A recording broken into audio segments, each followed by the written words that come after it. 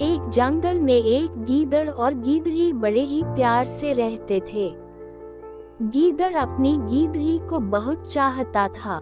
वह जो भी फरमाइश करती, गीदड़ उसे यथासंभव पूरा करता था। एक बार गीदड़ ने गीदड़ी से कहा, प्रिय, आज तो मेरा मछली खाने का मन कर रहा है। क्या तुम व्यवस्था कर सकते हो? यदि मन कर रहा है तो मैं आज ही तुम्हें मछली खिलाऊंगा प्रिय। ये कौन सी बड़ी बात है? ये कहकर गीदड़ चल दिया। नदी की ओर जाते समय वह सोच रहा था कि मैंने पत्नी से कह तो दिया कि मछली खिलाऊंगा, मगर मुझे तो मछली का शिकार भी करना नहीं आता। अपनी पत्नी की मछली खाने की इच्छा आज कैसे पूर्ण करूं? यही सोचते सोचते गीदड़ नदी किनारे जा पहुंचा और एक ओर बैठकर नदी में मचलती मछलियों को ललचाई नजरों से देखने लगा। एक बार तो उसका मन चाहा कि नदी में कूद पड़े और पलक झपकते ही मछलियों का शिकार कर ले, लेकिन दूर दूर तक फैले नदी के पानी और उसके प्रवाह को देखकर उसकी हवा खराब हो रही थी। पानी में उतरने की बात सोचने से उसे इतना डर लगा कि वह नदी किनारे से काफी दूर एक वृक्ष के नीचे आकर बैठ गया और कोई युक्ति सोचने लगा। ऐसी युक्ति कि मछली भी मिल जाए और जान को कोई खतरा भी न हो। तभी उसकी नजर एक ऊदबिलाव पर पड़ी जो अपने एक साथी के साथ एक बड़ी मछली का शिकार करके उसे किनारे पर ला रहा था। एक ऊदबिलाव ने दूसरे से कहा, ये तो बहुत भारी मछली है, हमारा तो कई दिन तक गुजारा हो जाएगा। हाँ भाई, ऐसी भारी मछली तो बड़े दिनों के बाद हाथ लगी है। उस मछली को देखकर गीदड़ के मुंह में पानी भर आया। वह सोचने लगा कि क्यों न मैं इनसे यह मछली हथिया लूं। लेकिन किस तरह? सीधी तरह से मांगने पर तो वे मछली देने से रहे। बात तो बन सकती है अगर थोड़ा चतुराई से काम लूं। तब तक ऊदबिलाव मछली को घसीट कर किसी तरह किनारे पर ले आए थे। तभी एक बोला, सुनो मित्र, यह मछली तो एक है और हम दो, अब इसका बंटवारा कैसे किया जाए? क्यों न हम खुद ही बंटवारा कर लें? एक बोला, देख भाई। दूसरा बोला, यदि हम खुद ही बंटवारा करेंगे तो दोनों के दिल में ये खटक रहेगी कि दूसरे के पास ज्यादा चली गई। इसीलिए मेरी राय तो यह है कि हमें किसी तीसरे से इसका बंटवारा करवा लेना चाहिए। गीदड़ ने जब ये बात सुनी तो मन ही मन बहुत खुश हुआ और किसी बुजुर्ग की भांति आगे बढ़कर बोला, अरे भाई लोगों, क्या सोच रहे हो? सोच क्या रहे हैं भाई?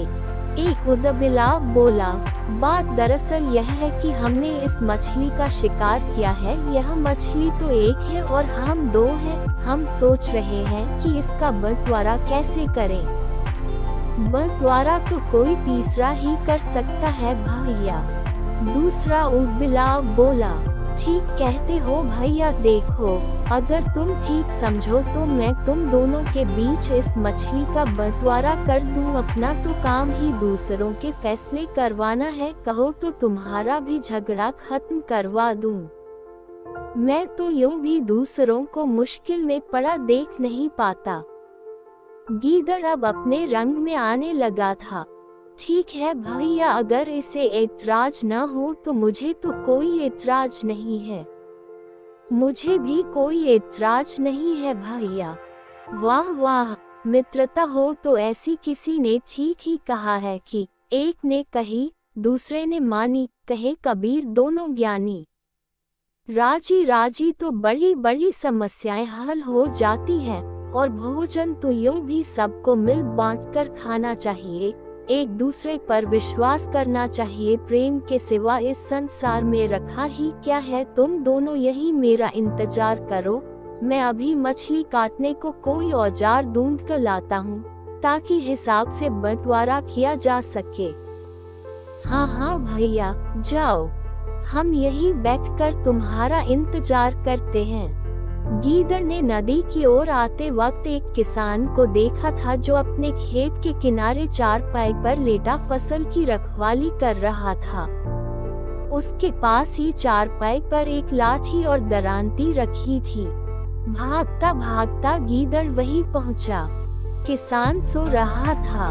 गीदड़ ने चुपके से उसकी दरांती उठाई और वापस चल दिया।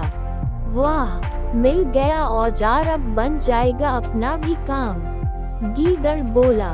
गीदड़ दरांती लेकर उन ऊँटबिलावों के पास आ गया। आओ भाई, अब करता हूँ मछली का बंटवारा, अब तुम्हें कोई शिकायत नहीं रहेगी कि किसे कम हिस्सा मिला और किसे ज्यादा।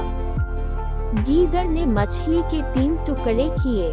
पहले सिर अलग किया, फिर पूंछ अलग की। लो भाई, तुम सिर ले लो। एक को सिर का हिस्सा देकर दूसरा पूंछ वाला हिस्सा उसने दूसरे की ओर बढ़ा दिया। लो भाई, तुम ये ले लो। दोनों ने अपना अपना हिस्सा अपने कब्जे में लिया, फिर तीसरे हिस्से की ओर देखने लगे। दोनों ही सोच रहे थे कि अब तीसरे हिस्से का बंटवारा कैसे होगा। वे सोच रहे थे कि गीदड़ उस बीच के तीसरे हिस्से के भी 2 बराबर टुकड़े करके दोनों में बांट देगा। लेकिन गीदड़ ने तीसरा हिस्सा अपने कब्जे में ले लिया। भैया, क्या इस तीसरे हिस्से का बंटवारा नहीं करोगे? इसका बंटवारा कैसा भैया? आंखें तरेर कर गीदड़ बोला, ये तो मेरी मजदूरी है, क्या मेरी मेहनत की मजदूरी नहीं दोगे? परिश्रम का फल तो सभी को मिलना चाहिए, आखिर मैं भी तुम्हारा साथी हूँ। ये कहते हुए गीदड़ ने बीच वाला टुकड़ा मुंह में दबाया और चलता बना। दोनों ऊँटबिलाव टुकुर उसे जाते देखते रहे, और जब उन्हें सच्चाई का बोध हुआ तो दोनों ही अपना सिर पीटते रह गए। भैया, अगर हम आपस में ही बंटवारा कर लेते तो अच्छा था। बीच का अच्छा हिस्सा तो वो ले गया और यह पूंछ और सिर हमें दे गया।